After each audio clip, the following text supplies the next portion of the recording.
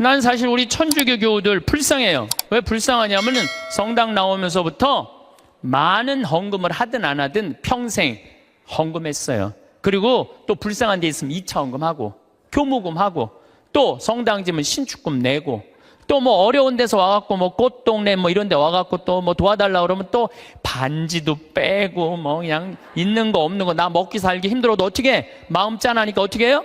또 내잖아요. 그런데 그렇게 20년 30년 신앙생활 했는데 정작 내가 외롭고 힘들 때 어디 가서 좀 위로받고 싶은데 그럴 데가 없어요. 별로. 우리 한국 천주교 교회는. 그러니까 교우들한테 받기만 했지 주지를 않아. 내가 그게 제일 불만이야. 그런 공간이 한국 교회에 필요하다 이거야. 그래서 이제 여주는 10만 원이면 여러분들 보통 한 달 생활비 최저가 110만 원인가 그렇더라고. 그러니까 누구나 올 수. 그리고 거기 전철까지 나 있어. 이제 그 앞에까지. 그러니까 여기 65살들은 거기까지 공짜로 올 수 있어. 65살까지는. 전철까지 나 있으니까 마음만 먹으면은 뭐 얼마든지 올 수 있어요. 그래서 우리 교우들한테 그런 공간을 만들어 줘야 되겠다. 우리도 좀 위로받고 살아야 되지 않아요? 맨날 뭐 남만 위로하고 살아. 나는 30년 동안 그렇게 뼈 빠지게 고생했는데. 그런데 제가 한 6년 동안 그 여주에다가 그런 생태 마을을 꾸며서 한국민들, 우리 천주교 교우들 뿐만 아니라 한국민들이 쉴 수 있는 오아시스를 만들어야 되겠다. 저는 이제 여주에 평창은 15,000평인데 여주는 15만 평이에요. 거기에는 수영장도 있고 그림 그리는 데도 있고 도자기 만드는 데도 있고 다 있어요. 거기 피정 이제 우리 교우들 받을 거예요. 거기 600명이야. 지금은 200명이라 1년 기다려도 못 오는 분들 많아. 2년 기다리면서도 못 오는 분들이 많아요. 근데 그런 교우들이 좀 안타까워갖고 여주에 피정집을 지금 준비하고 있어요. 근데 거기는 피정 1박 2일, 2박 3일 이런 거 안 해요. 화, 수, 목, 금, 토, 일 5박 6일 피정이에요. 5박 6일 5박 6일 할 거예요. 5박 6일 여러분들 시간 많잖아. 죽지도 않고 근데 5박 6일 피정하는데 피정비를 얼마만 받을 거냐면은 10만 원만 받을 거예요. 10만 원만 10만 원만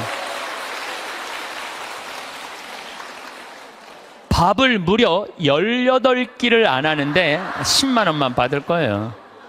그래갖고 다 허가를 받아놨는데 이번 2월 달에 교구청에 편지를 했어요. 주교님 허가를 다 받아놨으니 공사비 달라고. 거기가 총 공사비가 얼마냐면 300억이에요. 300억을 내가 무슨 재주로 만들어. 내가 무슨 재주로. 그러니까 교구에서 내야 될 거 아니에요. 근데 답이 없는 거야. 준다는 답이 없어. 그래갖고 내 친한 주교님한테 말씀을 드렸죠. 아니 어떻게 왜 답이 없냐. 허가까지 다 떨어졌는데 근데 우리 수원교구는 지금 신도시가 굉장히 많이 생겨요.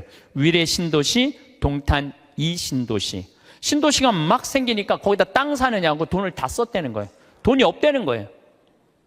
그런데 저는 30대 때는 막 내 뜻대로 안 되면 막 교구청에 올라가고 막 뒤집고 소리 지르고 그랬어요. 근데 이제 50이 되니까 생각이 많이 바뀌었어요. 어떻게 바뀌었느냐 하면은 내가 다 해놨는데 만약에 교구청에서 돈이 없다고 300억이 돈이 없다면 어떻게 하면 되냐면은 안 하면 되지. 안 하면 되지 않아요? 여러분들 인생이 왜 힘든 줄 아세요? 돈이 없는데 하려고 그럴 때 힘들어요. 하려고 그럴 때. 내가 지금 5천만 원밖에 없는데 2억이라는 가게를 하고 싶어. 5천만 원밖에 없는데 2억이라는 가게를 하고 싶어갖고 어떻게 은행에 융자 받고 형제 집 잡히고 또 뭐 이 사람 저 사람 꼬갖고 시작하잖아요. 그때부터 지옥이 되는 거예요. 그때부터 5천만 원만 있는데 2억짜리 그건 하면 안 돼요. 안 하면 되지. 그래서 내가 주교님한테 편지했어요. 주교님, 저는 하느님의 집을 지면서 기쁨을 잃어버리고 싶지 않다고. 그래서 지금 교구가 여러 가지 어려움이 있으니까 나중에 하자고. 지금 편안하게 마음 먹자고. 그랬더니 주교님이 저한테 답장했어요. 딱 한 줄 보냈어. 참 고맙다. 이렇게. 네. 그래서 이제 접기로 이제 마음 먹었어요. 접기로 마음을 먹었는데 잠비아에 농업대학 하라고 100억을 봉헌하신 우리 할머니죠. 나는 할머니라고 안 그러는데 그냥 100억을 봉헌했어요. 벌써 3년 전에. 3년 전에 이제 그분하고는 가능한 한 한 달에 한 번 정도 밥을 먹는데 이제 밥을 먹으면서 이런 얘기 저런 얘기 사는 얘기를 하면서 내가 이제 여주에 생태마을을 꾸밀려고 그러는데 교구가 지금 뭐 신도시 성당터 산다고 돈이 없다고 좀 어려워하더라. 이런저런 얘기를 하는데 하루는 우리 이 자매님하고 서울 경복궁 구경을 가는데 신부님 서울 구경 가는 길에 잠깐 남산 밑에 경리단길 요즘 뜨는 데 있죠. 경리단길에 집터를 하나 보자는 거예요. 밑에 삼성 미술관도 있고 뭐 LG 뭐 회장집도 있는데 그 맨 경치가 아주 기가 막혀 한강 다 보이는 그 경리단길에 땅을 한 200평 보여주면서 신부님 이거 봉헌할 테니까 신부님 이거 하라는 거예요. 그래갖고 거기가 평당 한 평에 6천만 원이야. 한 평에. 근데 200평. 근데 며칠 전에 무슨 공시지가 이런 게 나오는데 123억이 나왔더라고. 그 시세 그게 123억짜리를 봉헌을 하신 거예요. 우리 교우들 쉬는데 그거 신부님 이거 갖고 꾸미는데 좀 이렇게 미천하시라고. 그래갖고 내가 또 이제 주교님한테 가서 아니 이거 저 봉헌을 했는데 이거 어떻게 하면 좋으냐고. 그러더니 우리 주교님께서 아우 그럼 우리 하자고. 이렇게 봉헌한 분이 있으니까 난 또 하자고 그러면은 하면 돼. 또 하자고 그러면 하면 돼.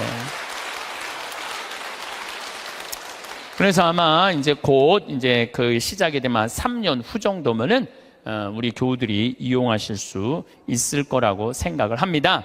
제가 왜 이런 말씀을 드리느냐 하면 우리가 돈을 버는 법도 중요하지만 쓰는 법도 중요해요. 여러분들은 지금 정말로 힘들게 돈 많이 벌었어요. 그렇죠? 아끼기도 많이 아꼈어.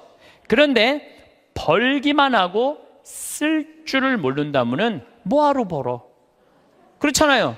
힘들게 돈을 많이 모았어. 근데 쓰려고 8만 원을 쓰려고 보니까 아까워. 벌 떨어. 그럼 뭐하러 버냐 이거예요. 벌 줄도 알고 쓸 줄도 알아야 돼요. 뭐 어느 교구에 뭐 우리 교구 얘기예요. 우리 수원교구 얘기인데 한 본당에 금융업을 하는 회장님이 있었나 봐. 나한테 돈을 맡기면은 내가 15% 이자 주겠다고. 여러분들 내가 평화방송에 수도 없이 얘기했어요. 여러분 인생이 왜 괴로운지 알아요? 정치가 잘못돼서 내 팔자가 기구해서 절대 그렇지 않아요. 내가 잘못 선택해서. 어떻게 잘못 선택해? 과하게 욕심을 부려서 인생이 힘든 거예요. 그런데 이분은 15% 이자 준다고 교우들을 꼬신 거야. 그래갖고 막 1억씩 5천만 원씩 막 맡겨갖고 그 사람이 300억을 끌어모았대요. 그런데 지금 우리나라 법정이자가 1.25%예요. 은행에다가 1억을 맡기면 1.25%면 10만 4천 원 이자 받아 한 달에 1억. 그래서 요즘은 어떤 자식이 효자래요? 3억 엄마 이거 써 그래갖고 3억 주는 자식이 효자가 아니래. 한 달에 그저 100만 원씩 용돈 주는 자식이 효자래. 3억 주는 자식이 효자가 아니라 3억 줘봤자 은행에서 30만 원밖에 못 받아요. 3억 줘봤자. 그러니까 이 사람한테 맡기면은 15%니까 125만 원을 받을 수 있는 거야. 1억만 맡겨도. 그러니까 사람들이 정신이 나왔고 그 사람한테 전래분과장이라는데 다 갖다 맡긴 거예요. 한 3-4달은 이자가 나왔는데 그 다음에 어떻게 못 나와요. 그래갖고 망해갖고 이분 지금 감옥에 가입돼요. 그러면은 5천만 원 1억씩 맡긴 사람들은 이 사람들은 돈 써보지도 못하고 하늘에 날아간 거예요. 허공에 날아간 거예요. 그렇지 않아요? 그러면은 15% 이자 주겠다고 꼬신 이 전래분과장이 나빠요? 15% 이자 받아먹겠다고 맡긴 사람이 나빠요? 둘 다 나빠. 둘 다. 여러분들 오늘 이후부터 경제성장이 2% 이상 안 되면은 2% 이자 주는 데 없어요. 경제성장이 3% 되면은 3% 이자야. 경제성장이 3%인데 5% 이자 준다 그러면 이건 의심해 봐야 돼요. 근데 경제성장이 3%인데 10% 이자 이율이 나온다? 이건 100% 사기라고 보면 돼. 15% 이자 준다? 150% 사기라고 생각하면 돼. 근데 이 어리석은 많은 분들이 5천만 원, 1억을 갖다 맡긴 거야. 내 이 강의를 듣고 어떤 분이 생태마을에 전화했어요. 신부님 안 그래도 사기 당한 분이래. 안 그래도 상처 입었는데 신부 왜 전국에 창피하게 그 얘기를 하느냐고, 하지 말라고. 그래 전화가 왔어. 근데 저는 왜 하느냐 하면은 여러분들 그런 예를 들어서 타산지석이라고 그랬죠? 여러분들 이렇게 어리석은데 넘어가지 마세요. 차라리 그 5천만 원이면은 이스라엘 성지순례를 10번을 갔다 올 수 있는 돈이야. 이스라엘 성지순례 10번 갔다 올 수 있는 돈이야. 여러분들이 이스라엘 성지순례 10번을 갔다 오잖아요? 그럼 여러분들은 예수님하고 투구 지낼 수 있어. 투구 지낼 수 있어. 내가 이스라엘 성지순례 지금 5번 갔다 왔거든요. 5번 갔다 왔는데 저는 지금 예수님하고 거의 틀라고 그래. 성서를 읽으면은 예수님이 막 튀어나와. 그래서 나한테 말을 걸어요. 예수님이 말을 걸어요. 요즘 제가 이제 내년 3월 8일부터 성서 강의를 해요. 성서 강의를 하는데 나는 성서 전공한 신부가 아니잖아요. 그리고 신학교 때 뭘 배웠는지 생각도 안 나. 성서 전공한 신부도 아니고 신학교 때 배운 거 기억도 안 나. 근데 내가 성서를 강의하겠다고 평화방송하고 정말로 엄청난 도전을 하는 이유 중에 하나가 5번을 성지순례 갔다 오면서 내가 만난 예수님, 그 예수님을 얘기해주고 싶은 거예요. 오늘 아침에도 이제 강의를 준비하다 나왔는데 무슨 일이 있었느냐면은 예루살렘에 가면은 겟세마니 동산 위에 눈물 동산이 있어요. 눈물 성당이 있어.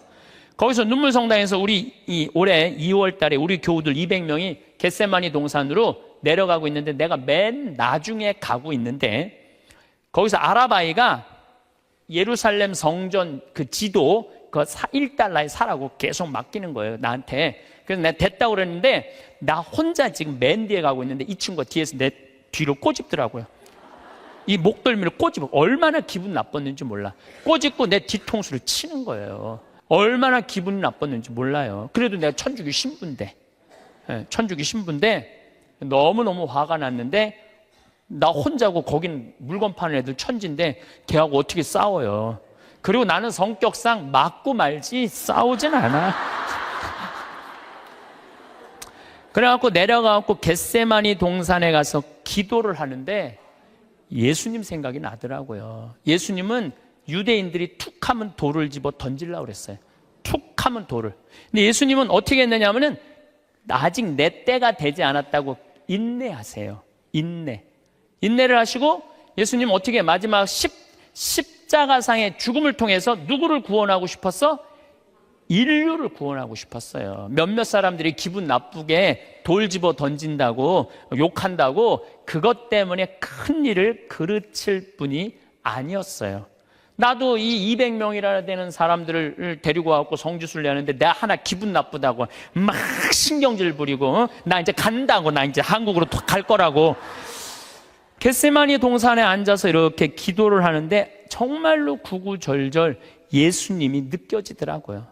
그리고 인내라는 거, 그런 게 막 느껴지는 거예요. 여러분들도 자식 키우면서 정말로 이 세상 살면서 더러운 꼴 많이 보죠? 여러분들 왜 참아요?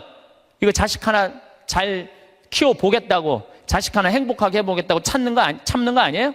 그러니까 인내를 하면은 뭐를 얻을 수 있느냐 하면은 열매를 얻을 수 있어요.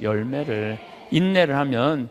근데 내가 만약에 이스라엘 성지순례 안 갔다 왔으면 이런 묵상 나 죽었다 깨어나도 못해. 근데 만약에 여러분들이 5천만 원을 가지고 이스라엘 성지순례 10번만 갔다 오면 여러분 예수님하고 투구 지낼 수 있다니까. 근데 15% 이자 받아보겠다고 홀딱 맡겨갖고 써보지도 못하고 돈 날리면은 이분들 이렇게 얘기합니다. 내가 성당 나가봤더니 믿을 놈 한 놈 없더라. 하느님이 있긴 어디 있느냐, 사기나 치는 사람들 모임인데, 그리고 이 사람 어떻게 하냐면은 냉담해요. 그러면은 돈 잃어버리고 하느님 잃어버리고 사람 잃어버리고. 이게 왜 그런 줄 알아요? 자기 욕심 때문에 그러는 거예요. 자기 욕심 때문에. 그리고 돈을 버는 법은 배웠는데 쓰는 법을 못 배운 사람이에요. 돈을 버는 법은 배웠는데 어떻게 써야지 의미 있고 행복하게 쓰는지 모르는 사람들이 내가 보기엔 대한민국에서 천지야. 돈 쓸 줄 모르는 사람들이. 작년에 내가 잠비아 봉사활동을 80명의 교우들하고 갔다 왔어요. 갔다 왔는데 정글에를 잠깐 들어갈 일이 있었는데 병원이 있는데, 병원이 있으면 간호대학에 같이 있어야 된대요. 근데 수녀님이 간호대학을 짓다가 돈이 없어서 수독을 해버린 거야. 돈이 없어서. 내가 그걸 보는데 마음이 짠하더라고요. 근데 마침 제가 작년에 잠비아는 비행기표 아껴본다고 이 아디스 아바바, 이 이디오피아를 통해서 걸리 들어갔었어요. 근데 아디스 아바바 공항에서 내 옷가방을 다 잃어버렸어요.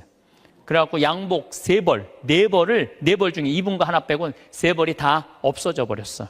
그런데 그 전주 연중 제15주 복음이 뭐였느냐면은 너희들은 선교 떠날 때 옷을 1벌 이상 갖고 다니지 말아라. 1벌 이상 갖고 다니지 말아라. 식량 자루나 돈주머니도 갖고 다니지 말아라. 근데 예수님이 거기다 신발은 신고 가라고 또 써있어, 성서에. 참, 신발은 신고 가라 그랬거든요. 근데 나는 잠비아 미국 강의 다닌다고 옷을 4벌, 양복을 4벌. 내가 너무너무 부끄러웠어, 내 자신한테. 그래서 저는요 지금도 양복을 한 달에 1벌만 입어요. 안 갈아입어. 이제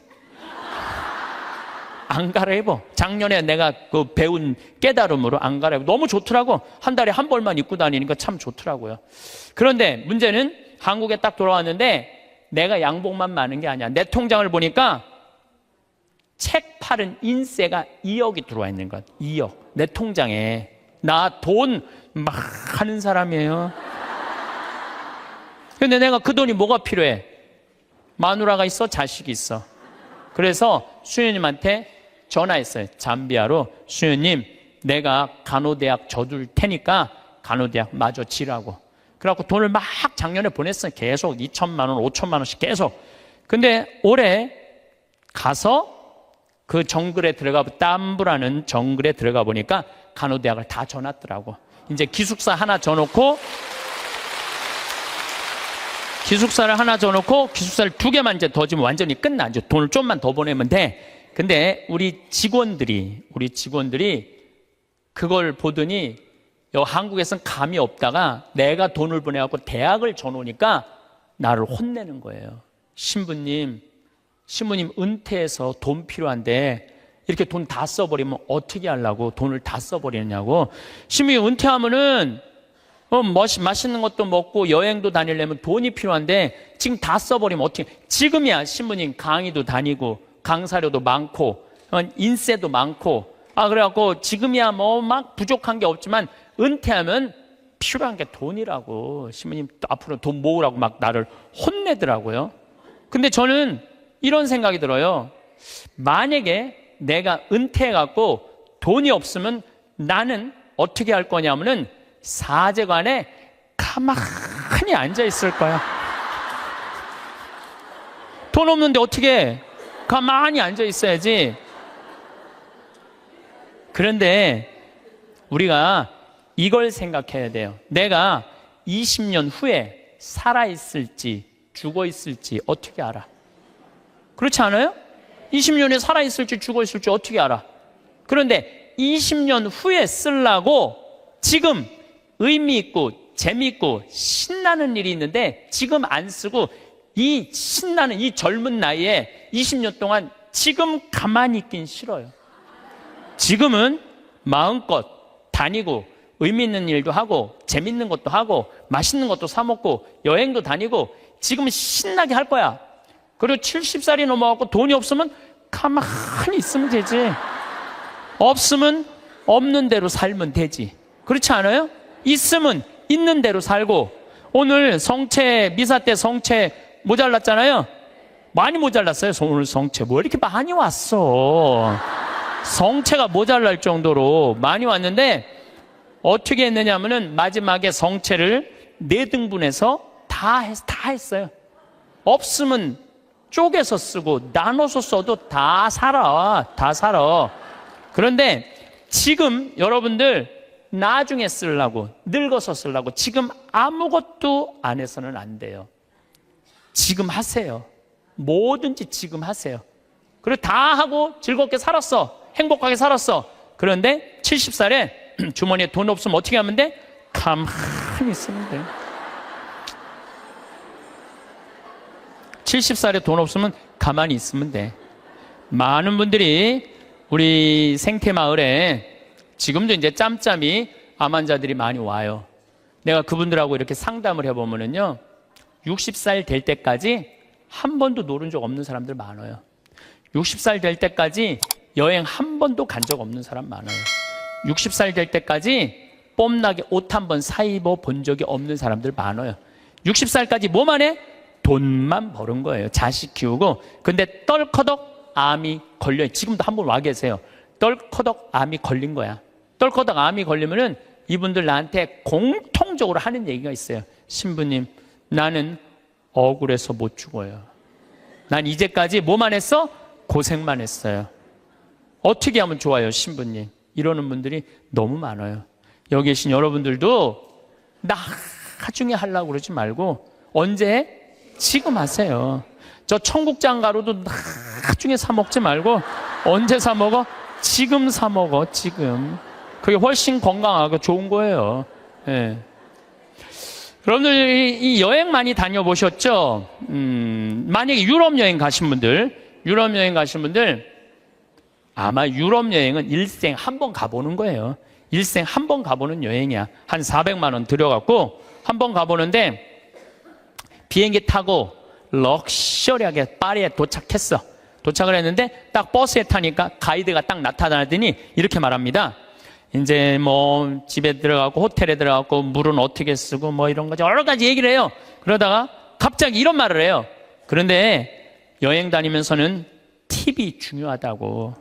이렇게 여행 가방 올려다 주는 그 포토한테 $1 주시고 호텔에서 나올 때 그 호텔 침대에다가 $1 내려놓고 나오시라고.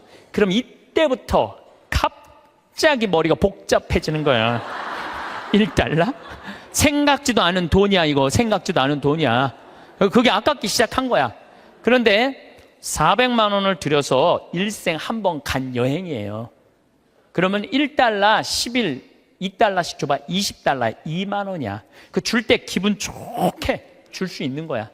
그런데 이제 딱 버스에서 내리니까 아니나 달라 막 벨보이들이 막 와갖고 가방을 막 들고 가려고 그래. 그러면은 이 할머니들이 이렇게 말합니다. 그 놔두라고. 내가 들고 갈 테니까 놔두라고. 아, 내가 여러 번 봤어요. 여행 같이 다니면서. 내가 그 힘들게 그 가방을 들고 다니는 할머니들 모습을 보면서 안타깝더라고요. 그럼 뭐하러 여행을 나와? 그 2만 원이 아까워갖고 그 힘든데 피곤한데 와갖고 그걸 또 들고 올라가. 그 2만 원이 아까우면 그냥 집에 가만히 있어. 벌 때는 힘들고 어렵게 벌지만 쓸 때는 정승같이 쓰는 법도 중요한 거예요. 저는 요즘 이렇게 여행 다니면은요, 뭐 $2, $3, $5도 내려놓고 와요. 호텔에다가. 왜냐? 그거 다 이민자들이야. 거기 청소하는 사람들. 힘들게 그거 갖고 먹고 사는 사람들이야.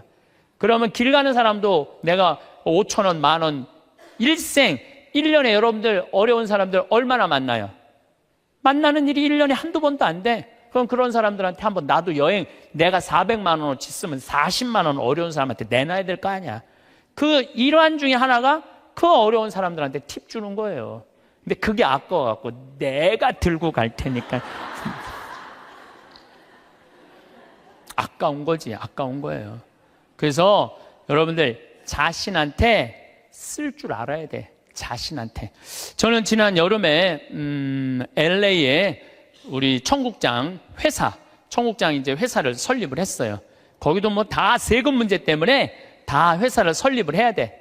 그 뭐 미국에도 세금 내고 한국에도 다 세금 내고 그래야 되니까 회사를 설립을 하러 갔는데, 내가 하여튼 나하고 노는 친구들이 있어. 한 남자들인데 한 5명 정도 되는데, 나만 가면 하여튼 회사를 다 때려치고 나하고 놀라고 아주 그런 친구들이 있어. 아주 친하죠. 근데 그 친구 중에 하나가 식당을 운영하는데, 근사한 식당을 운영해요. 한 번 먹으면 막 $100, 10만 원, 20만 원. 그리고 와인도 딱 맡겨놓는. 그 한국 사람들은 거의 안 가고 미국 사람들이 와서 그 홀에다가 뭐 술 먹고 춤도 추고 막 이러는 그런 아주 근사한 식당이에요. 근데 그 친구가 나를 식사를 대접하고 싶다고 몇 번 그러는데, 내가 또 그렇게 비싼 식당에 갈 수 있어요? 안 간다고 그랬더니 그럼 우리 집에 모시겠다고 집으로 갔어요. 집에 갔는데 그 친구 부부 다 뭐 손님 한 12명을 초대를 했는데 내가 주인공으로 간 거 아니에요. 근데 자기 식당의 주방장을 데리고 왔더라고.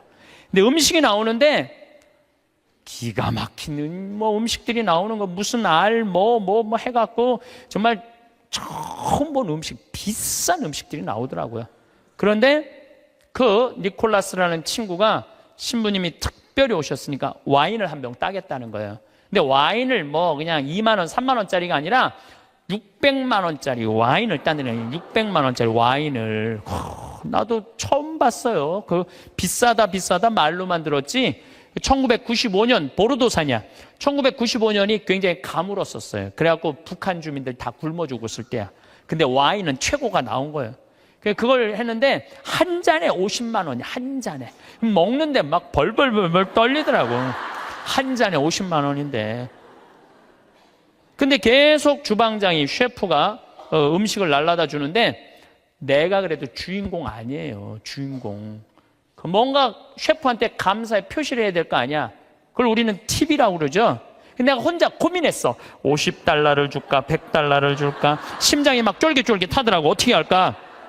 근데 결국은 불러갖고 딜리셔스 그러면서 내가 $50를 줬어요. 지금 생각해보면 왜 $100를 못 줬는지.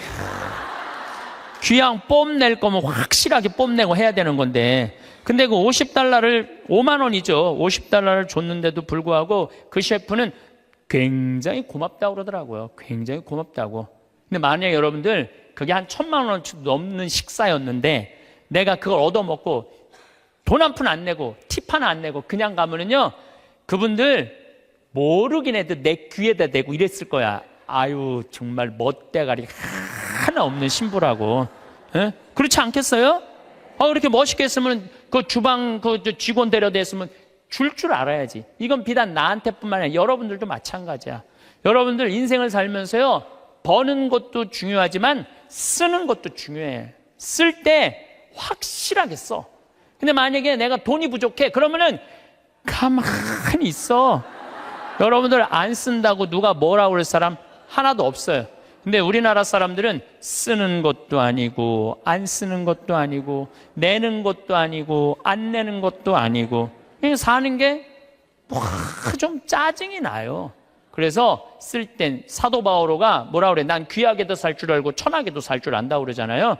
돈 안 쓴다고 누가 뭐라 할 사람 하나도 없어. 근데 쓸 때는 멋있게 써. 이게 왜 이런 문제가 생겼냐면 내가 귀하다는 생각을 안 해서 그래요. 내가 귀하다는 생각. 이 세상에서 나 자신을 가장 잘 이해하는 사람은 누굴까요? 나예요. 내가 인생 고비고비 살아오면서 고생한 거 면면이 속속들이 가장 잘 아는 사람은 누굴까요? 나밖에 없어요. 그러면은 내가 나 자신을 가장 잘 이해하고 인생 구비구비 고생한 거 가장 잘 아는 나한테 가장 잘해줄 수 있는 사람은 누굴까요? 나예요. 그런데 내가 고생한 거 잘 알지도 못하는 자식이 잘해주겠어요? 남편이 잘해주겠어요? 잘해주지 못해. 내 마음에 맞게끔 잘해줄 수 있는 사람은 이 세상에 나 외에는 아무도 없어요. 나 외에는. 그런데 우리는 간혹 내가 나한테 잘해주면 되는데 나는 나한테 잘해주지 않고 남편이 나한테 잘해주지 않는다고 자식이 나한테 잘해주지 않는다고 섭섭하다고 원망하는 어리석은 사람들이 참 많아요. 여러분들 이렇게 살아오면서 내가 사글세, 월세, 전세, 그나마 뭐 아파트 20평, 30평 이렇게 살 때까지 정말 알뜰살뜰 아끼면서 절약한 거 자식이 알 것 같아요?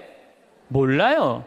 그런데 몰라준다고 맨날 눈물찍, 콧물찍 짜는 이 바보들이 참 많아요. 오늘 이후부터는 그런 거 섭섭하다고 말하지 마시고 누구한테 잘해주면 돼? 내한테 누가? 내가 잘해주면 돼요. 저는 22년 전에 평택 비전동 성당에 발령을 받아갔어요. 근데 발령 받자마자 주교님께서 2년밖에 안 됐는데 신설 성당인데 성당을 분가하라는 거예요. 뭐 우리 신부들이야 주교님이 명령을 내리면은 바로 해야죠. 그래서 진사리라는 곳에, 진사리는 어디냐면 평택 안성 인터체인지 바로 옆이 진사리예요. 거기서 이제 교우는 200명밖에 안 되는데 분가, 우리 성당은 3,500명 정도 있었는데 그중에 200명을 떼어서 분가를 하라는 거예요. 근데 그 교우들은 이 좋은 성당 놔두고 우리가 거울 나가느냐고 다 설득하고, 또 땅을 보니까 3,200평, 그 평택 평야가 쫙 내려다 보이는 맨 꼭대기에 3,200평 땅이 나왔더라고요. 3,200평이면은 2,000평이 초등학교, 운동장, 건물 다 들어가는 게 2,000평이야, 법적으로. 그러니까 초등학교 딱 보면 다 2,000평이에요. 그거 한 배 반만한 땅이 나왔어요.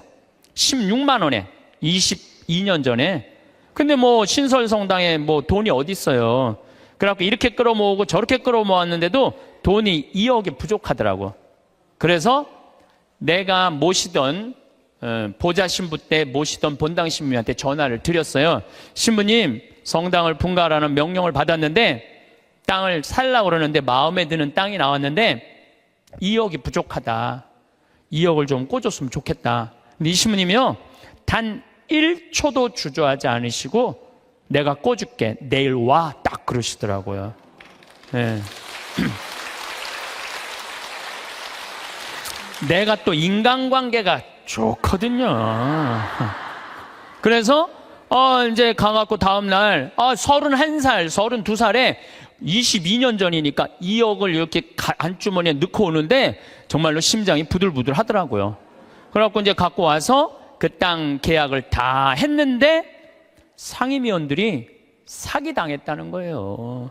거기에 뭐 건물도 질 수 없고 신부님 사기당했다고 새벽 2시까지 막 뭐라고 그러더라고요. 참 답답하더라고요. 네. 근데 이제 내가 다 알아보고 조사해 본 결과 사기당한 게 아니다. 이렇게 저렇게 얘기를 하고, 어쨌든 이제 그 마음고생을 다 하면서 땅을 다 샀어. 반대를 무릅쓰고. 그리고 1년이 지났는데 땅값이 16만 원짜리가 35만 원으로 뛴 거예요. 1년이 지났는데 그래서 그중에 800평을 팔아서 나한테 돈 꿔준 우리 김창림, 이제 돌아가셨죠. 김창림 필리포 신부님한테 2억을 돌려줬어요. 그러니까 2,400평이 남았는데 거의 돈 한 푼 없이 그냥 산 거야. 그런데 지금은 거기에 아파트가 다 들어왔어. 아파트가 다 들어왔는데 2,400평이니까 주차 걱정을 해. 좁은 공원, 그냥 그 동네에 공원이 생긴 거. 그래서 무슨 들은 얘기로 내가 들은 얘기니까 카페를 차려갖고 얼마나 근사하게 지냈는지 모른다는 얘기를 들었어요. 그런데 내가 그렇게 마음고생하고 성당터 마련한 거 아무도 몰라.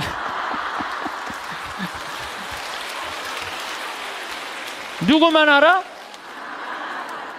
하늘하고 나만 알아. 하늘하고 하느님하고 나만 알아. 그런데 지금은 이제 거기가 겨우 2,000명 정도 됐다고 그래요.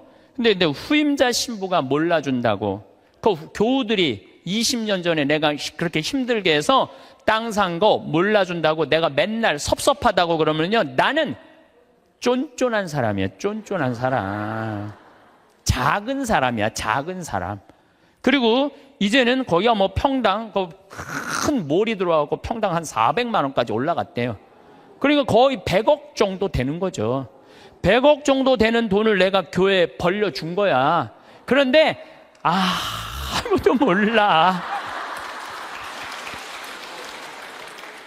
그런데 주교님이 몰라준다고, 교회가 몰라준다고 내가 맨날 그렇게 원망하면요, 나야말로 작은 사람이야. 나는 그 평택 IC 지나다닐 때마다 하느님의 기도하는 집을 내가 마련할 수 있는 영광을 가진 것에 대해서 감사해요. 어차피 그러니까 교우들이 이렇게 행복하게 그 넓은 터에서 주차 걱정 없이 신앙생활한다는 얘기를 들으면 내가 기분이 좋아. 그걸로 된 거예요. 여러분들도 인생 살면서 고생하고 힘들게 이 가정 여기까지 이렇게 꾸려왔는데, 다른 사람, 심지어 남편, 뭐 주위에 여러분들 간혹은 시집 왔더니 시동생이 5살 시동생 나중에 키워갖고 장가까지 보냈는데 그 은혜 모르는 경우도 많죠? 그거 섭섭할 거 하나 없어요. 섭섭할 건 없어. 누가 알면 돼? 내가 알고 하늘이 알면 돼. 그래서 공자님이 진정한 군자는, 누가 군자라고 그랬냐면 남이 나를 알아주지 않아도 화내지 않는 사람이 군자라고 그래요. 유유자적할 줄 아는 사람이. 그래서 나는 지난 12월 6일 날도 이선희 콘서트 갔다 왔어요. 누구 돈으로? 내 돈으로. 내 돈으로. 그리고 지난주는 우리 이제 그 이선희 콘서트는 우리 직원들 50대 된 직원들 하고 갔다 왔고, 지난주는 충무 아트센터에 몬테크리스토라는 뮤지컬을 30대 직원들하고 갔다 왔어요. 서울, 우리는 평창이니까 무조건 대전, 서울 이런 데 오는 거예요. 서울 와갖고 또 충무 아트센터 보니까 신당동 떡볶이집 있더라고. 가서 떡볶이 먹고 멋있게 커피 한 잔 마시고 몬테크리스토 백작 보고, 그리고 집에 새벽 1시에 들어갔어요. 그러니까 많은 분들이 저한테 신부님 맨날 강의만 다니고 힘들어서 어떻게 하느냐고. 나 짬짬이 알아서 잘 놀아요. 맨날 강의만 다니면 나 미칠지도 몰라. 짬짬이 알아서 놀아요. 저만 그런 게 아니라 여러분들도 그렇게 살으셔야 돼. 부처님이 이런 말씀을 하세요. 지나친 고행은 사람을 고통스럽게 한다는 거예요. 그 다음 지나친 쾌락은 사람을 망가뜨린다는 거예요. 그러니까 놀 줄도 알고 쓸 줄도 알고 인내할 줄도 알고 그렇게 살아야 돼. 어쨌든 누구한테 잘해줘야 되느냐 하면은 나한테 잘해줘야 돼요. 내가 행복해야지 누구도 행복하게 해줄 수 있어? 남도 행복해 줄 수 있어요. 맨날 자기가 영혼이 찌그러지면은 남편 욕하고 자식 욕하는 거야. 근데 내가 8만 원 들여서 평창 생태마을 피정 딱 갔다 와서 다음날 아침에 기분 좋게 음식 해줄 수 있어요. 그러니까 오늘 이후부터 누구한테 잘해줘? 나한테 잘해주세요. 우리 평창은 화요일, 수요일 1박 2일 피정, 목요일 당일 피정, 금, 토, 일 2박 3일 피정을 해요. 1년 내내예요. 지난번에도 하고 이번에 성탄 때도 금, 토, 일 2박 3일 피정해요. 오고 싶어도 이미 예약이 끝나서 못 와요, 여러분들. 네. 그런데 이 피정 오는 분들의 행복의 크기가 다 달라요. 누가 제일 행복한가 봤더니 금, 토, 일 2박 3일 피정 오시는 분들이 제일 행복해 해요. 왜 행복한가 봤더니 밥을 무려 6끼를 안 해요. 주부가 밥을 6끼 안 하면 행복할 것 같아, 안 행복할 것 같아요? 무조건 행복한 거예요. 무조건. 여기 이렇게 오신 분들 보니까 한 60대신 분들이 굉장히 많은데 30살서부터 시집 와갖고 60살까지 여러분들이 살림살이 하면서 밥하고 빨래하고 청소하고 애 낳고 애 길렀다면 여러분들은 한 달 가사 노동비를 따지면 한 달에 얼마치 일을 그동안 했느냐면은 350만 원어치 일을 했다고 그래.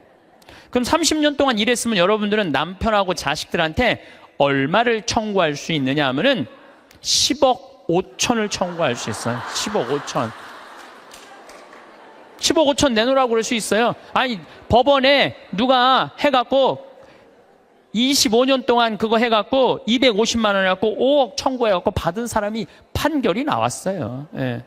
그러면은 2박 3일 금, 토, 일 피정하는데 피정비가 얼마냐 하면은 8만 원이에요. 8만 원. 이틀 밤 자고 6끼 밥 먹고 그런데 그렇게 10억 5천만 원어치 일을 하고 난 다음에 그렇게 고생한 나한테 너 한번 이틀 밥 안 하고 좀 편안하게 한번 해주는 밥 먹어라. 내가 너한테 한번 쏠게 하고 그 8만 원을 들여서 평창에 피정을 갈라 그럴 때 그 돈이 아까워서 갈까 말까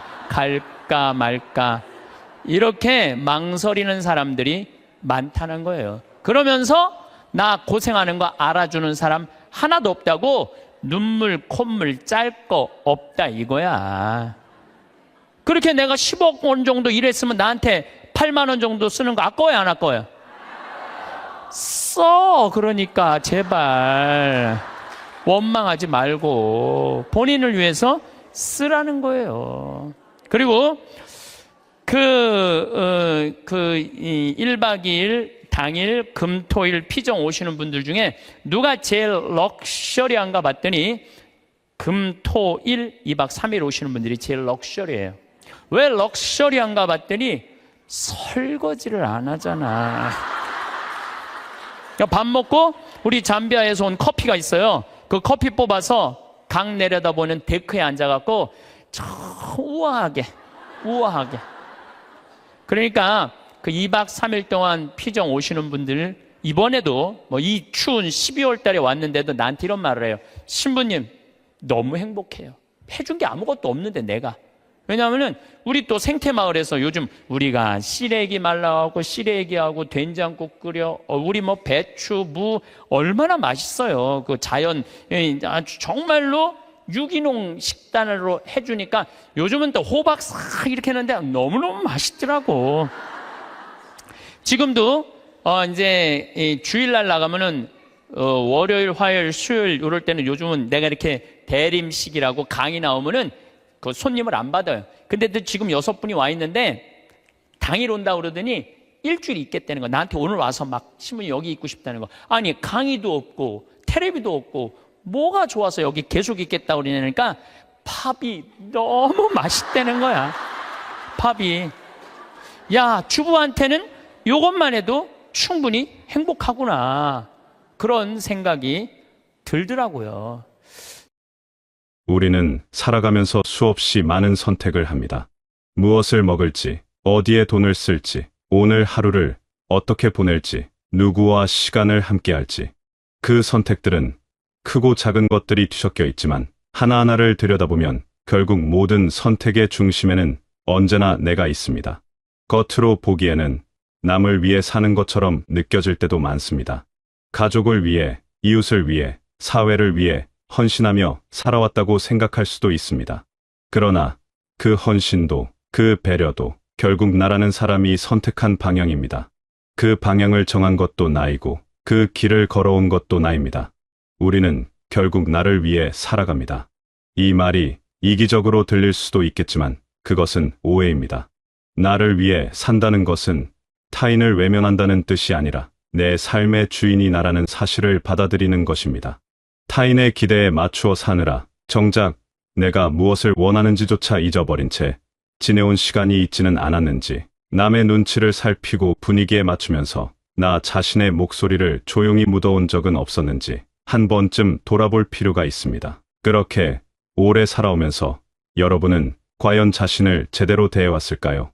남에게는 따뜻하게 대하면서 정작 자신에게는 가혹했던 순간들이 분명 있었을 겁니다. 스스로를 다그치고 충분하지 않다고 느끼고 조금 더 잘해야 했는데 하는 자책 속에서 보낸 시간들. 그 모든 것이 쌓여 지금의 내가 되었습니다. 그러니 이제는 한 번쯤 멈춰서 조용히 들여다볼 수 있어야 합니다. 나는 나를 어떻게 대해왔는가? 그리고 앞으로는 어떻게 대할 것인가? 돈 이야기를 해보겠습니다. 많은 분들이 돈을 모으는 데는 상당한 공을 들이지만 막상 쓰는 방법에 대해서는 깊이 생각하지 않는 경우가 많습니다. 어떻게 벌 것인가에 대한 고민은 치열하게 해왔지만 어떻게 쓸 것인가에 대한 기준은 다소 느슨한 채로 살아온 것입니다. 번 돈을 잘 지키는 것, 함부로 낭비하지 않는 것, 이것은 분명 중요한 덕목입니다. 하지만 아끼는 것에만 집중하다 보면 정작 돈을 왜 모았는지, 무엇을 위해 쌓아왔는지를 잊어버리는 일도 생깁니다. 돈을 모으는 것은 중요한 일입니다. 하지만 돈의 진짜 가치는 그것을 쓰는 방식에서 비로소 드러납니다. 같은 금액이라도 어디에, 어떻게, 무엇을 위해 쓰느냐에 따라 그 돈이 가진 무게가 달라집니다. 나를 위해 쓰는 돈이 있습니다. 몸을 돌보는 일, 마음을 채우는 일, 오래 꿈꿔왔던 무언가를 경험하는 일에 쓰는 돈입니다. 이런 소비는 단순한 지출이 아닙니다. 그것은 나 자신을 소중하게 여긴다는 표현입니다. 오랫동안 하고 싶었지만 참아왔던 것, 언젠가 해보겠다고 마음속 깊이 묻어두었던 것들에 기꺼이 돈을 쓰는 행위는 나에게 보내는 존중의 신호입니다. 반대로 나를 위한 지출에는 늘 죄책감을 느끼면서 남의 시선이 신경 쓰이는 자리에는 지갑을 쉽게 여는 사람이 있습니다. 이것은 돈의 문제가 아니라 자신을 어떻게 대하는가의 문제입니다. 타인을 위해 쓰는 돈도 마찬가지입니다. 진심에서 우러나와 건네는 것과 체면 때문에 억지로 내어놓는 것은 완전히 다릅니다. 전자는 관계를 따뜻하게 만들지만 후자는 내 안에 서운함만 쌓이게 합니다. 아무리 많이 써도 기쁘지 않고 후련하지 않다면 그것은 마음이 빠진 지출입니다. 결국 돈은 단순한 숫자가 아니라 내가 무엇을 중요하게 생각하는지, 나 자신을 어떻게 대우하는지가 그대로 담기는 그릇입니다. 잘 버는 사람보다 잘 쓰는 사람이 돈의 가치를 완성합니다. 그리고 잘 쓴다는 것은 나와 주변 모두를 존중하는 방향으로 흘려보낸다는 뜻입니다. 시간의 이야기도 빼놓을 수 없습니다. 우리는 얼마나 자주 현재를 뒤로 미루며 살아왔는지 모릅니다. 언젠가 시간이 생기면, 언젠가 여유가 생기면, 다 정리되면 그때 하고 싶은 것을 하겠다고 스스로에게 약속해왔습니다. 하지만 그 언젠가는 쉽게 오지 않습니다. 한 가지가 정리되면 또 다른 무언가가 생기고 늘 지금은 아직이라는 생각 속에서 현재를 유예시켜 왔습니다. 그렇게 하루하루를 미래를 위한 준비로만 채우다 보면 어느 순간 지나온 날들이 모두 예비 단계처럼 느껴지는 때가 옵니다. 정작 주인공이 되어야 할 지금은 늘 뒷전이었던 것입니다. 미래를 준비하는 것과 현재를 포기하는 것은 전혀 다른 일입니다. 앞날을 위해 오늘을 충실히 보내는 것은 지혜롭고 현명한 태도입니다. 하지만 현재를 희생하면서까지 미래만을 위해 달려가는 것은 어느 순간 지금의 나를 잃어버리는 일이 될 수 있습니다. 지금 이 순간 느끼는 감정, 지금 이 계절의 공기, 지금 눈앞에 있는 사람의 표정, 이것들은 나중으로 대신할 수 없습니다. 사람의 기억 속에 깊이 남는 것들은 대부분 그런 순간들입니다. 화려한 성취나 큰 사건보다 평범한 날의 조용한 감동이 더 오래 마음에 남습니다. 지금 이 순간을 충분히 살아내지 못하면 미래도 결국 공허해질 수 있습니다. 채워지지 않은 현재가 쌓인 미래는 풍요롭게 느껴지기 어렵습니다. 오늘 느끼지 못한 기쁨은 내일이 된다고 저절로 채워지지 않습니다. 오늘 외면한 나의 감정은 시간이 지나도 그 자리에 그대로 남아 있습니다. 그러니 지금 이 순간을, 지금 이 하루를 조금 더 가까이 바라보고 느끼며 살아가는 것이 중요합니다. 그것이 나를 위한 가장 진실한 태도입니다. 살면서 힘들었던 순간을 가장 잘 아는 것은 결국 나 자신입니다. 그 시간이 얼마나 고단했는지, 속으로 얼마나 많은 것들을 삼키며 버텼는지 타인은 다 알지 못합니다. 가까운 사람도, 사랑하는 사람도 겉으로 보이는 것만 볼 뿐 내면의 무게를 온전히 이해하기는 어렵습니다. 아무 말 없이 견뎌낸 밤들, 웃는 얼굴 뒤에 감추었던 피로함, 말하지 않아서 아무도 몰랐던 외로움. 그 모든 것들은 오직 나만이 온전히 알고 있습니다. 그러니 타인의 이해와 공감만을 기대하며 스스로를 위로하려 하면 늘 조금씩 부족한 느낌이 들게 됩니다. 중요한 것은 타인이 나를 이해해주기 전에 내가 먼저 나 자신을 이해하는 것입니다. 내가 얼마나 애쓰며 살아왔는지, 어떤 상황에서도 포기하지 않고 걸어왔는지를 스스로가 먼저 알아주고 인정해줘야 합니다. 아무도 알아주지 않아도 나만큼은 내 편이 되어주어야 합니다. 그것이 자기 자신에 대한 가장 깊은 존중입니다. 자기 자신을 존중하는 것은 선택의 문제가 아닙니다. 그것은 삶을 살아가는 데 있어 가장 기본이 되는 태도입니다. 자신을 존중하는 사람은 타인도 자연스럽게 존중하게 됩니다. 자신을 함부로 대하는 사람은 알게 모르게 타인과의 관계에서도 그 태도가 배어 나오게 됩니다. 내가 나를 어떻게 대우하느냐가 결국 내 삶의 질을 결정합니다. 좋은 환경보다, 많은 재산보다 자신을 소중히 여기는 태도 하나가 삶 전체의 온도를 바꾸어 놓습니다. 매일 아침 일어나 하루를 시작할 때 오늘도 나를 잘 대해주겠다는 마음 하나가 그 어떤 계획보다 삶을 든든하게 만들어줍니다. 그래서 기준은 사실 하나면 충분합니다. 돈을 쓸 때도, 시간을 쓸 때도, 어떤 선택의 기로에 서 있을 때도 이 한 가지만 생각하면 됩니다. 이 선택이 나를 소중하게 대하는 방향인가? 복잡하게 따지고 계산하지 않아도 이 기준 하나만 있으면 대부분의 결정이 훨씬 분명해집니다. 나를 소중하게 대하는 방향이라면 앞으로 나아가면 되고, 그렇지 않다면 한 번 더 생각해보면 됩니다. 남들이 옳다고 하는 것, 세상이 좋다고 하는 것이 언제나 나에게도 맞는 것은 아닙니다. 나에게 맞는 것, 나를 진정으로 살아나게 하는 것을 고르는 일, 그것이 이 기준을 실천하는 방법입니다. 이것이 거창한 철학이나 어려운 원칙처럼 느껴질 수 있지만 실은 가장 단순하고 명확한 삶의 방향입니다. 삶을 오래 살다 보면 이런저런 기준들이 생겨나고 때로는 그 기준들이 서로 충돌하면서 혼란스러워지기도 합니다. 그럴 때일수록 복잡한 기준들을 하나씩 내려놓고 가장 단순한 물음 하나로 돌아오는 것이 도움이 됩니다. 지금 이 선택이 나를 소중하게 여기는 방향인가? 이 질문이 흔들리는 순간마다 나침반이 되어줄 것입니다. 돈과 시간과 감정은 따로 떨어진 것들이 아닙니다. 이 세 가지는 서로 긴밀하게 연결되어 있습니다. 돈을 함부로 쓰면 시간이 낭비되고, 시간을 함부로 쓰면 감정이 지치고, 감정이 지치면 돈과 시간 모두를 제대로 다룰 힘을 잃게 됩니다. 반대로 나를 중심에 두고 이 세 가지를 돌보면 삶 전체가 조금씩 단단해집니다. 어느 하나를 소홀히 하지 않는 것, 그것이 결국 나를 소홀히 하지 않는 삶입니다. 세 가지 모두 완벽할 필요는 없습니다. 다만 그 어느 것도 내가 함부로 다루지 않겠다는 마음, 그 마음 하나가 삶의 균형을 만들어 갑니다. 거창한 변화가 필요한 것이 아닙니다. 삶을 통째로 뒤집거나 갑작스럽게 무언가를 바꾸려 하면 오히려 지치고 맙니다. 필요한 것은 태도의 전환입니다. 지금까지 살아오면서 남을 위해, 상황을 위해 맞춰왔던 시선을 이제는 나 자신에게도 조금씩 돌리는 것입니다. 내 몸의 신호에 귀를 기울이고 내 감정이 보내는 메시지를 외면하지 않고 내가 진정으로 원하는 것을 조용히 들여다보는 것. 이것만으로도 삶은 충분히 달라질 수 있습니다. 작은 태도의 변화가 하루를 바꾸고 그 하루들이 모여 삶 전체를 조용히 바꾸어 놓습니다. 지금이라도 늦지 않았습니다.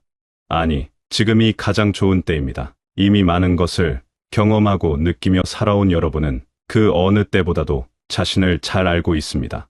무엇이 소중한지, 무엇이 진짜인지, 무엇이 나를 채워주는지를 이제 그 알을 바탕으로 나 자신에게 조금 더 다정해져도 됩니다. 쉬고 싶을 때 쉬고, 즐기고 싶을 때 즐기고, 나를 위해 무언가를 선택하는 일에 죄책감을 갖지 않아도 됩니다.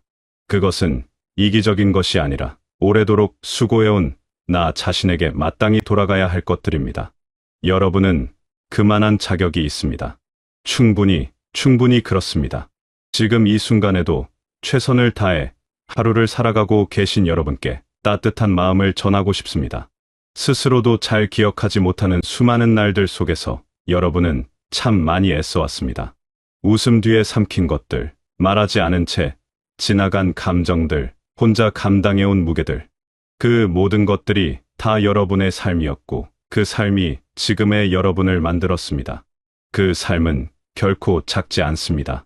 조용히 살아온 것처럼 보여도 그 안에는 아무도 모르는 단단함이 있습니다. 그 단단함을 여러분 스스로가 먼저 알아봐 주시길 바랍니다. 앞으로는 그 삶의 주인공인 여러분 자신을 가장 먼저, 가장 따뜻하게 대해주시길 바랍니다. 지금부터라도 나를 소홀히 하지 않는 삶, 나를 존중하는 선택들로 채워지는 하루하루가 되시길 바라겠습니다. 바라겠습니다. 바라겠습니다. 바라겠습니다. 바라겠습니다.